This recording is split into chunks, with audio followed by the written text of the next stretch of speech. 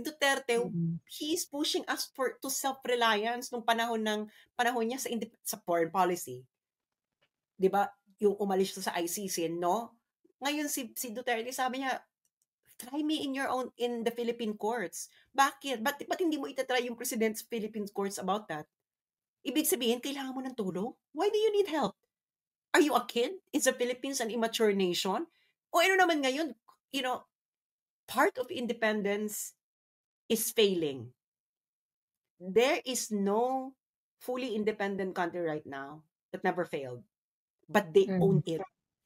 They Correct. fucking own it. They fucking own their failure. They never needed any outside help in order to fix their failures for them. Kayo mga kakamping, if you think na itong si Diggs, if you think kayo mga kakamping itong si Diggs is a failure, why don't you fix him? Why don't you fix this failure within the country? Bakit Mm. kailangan mo may mag-fix nito outside? Why? Why? Because you are not confident about your own maturity on how to solve what you call a failure. You needed a Mm. white institution. You needed Europe again. And this is a colonial mindset.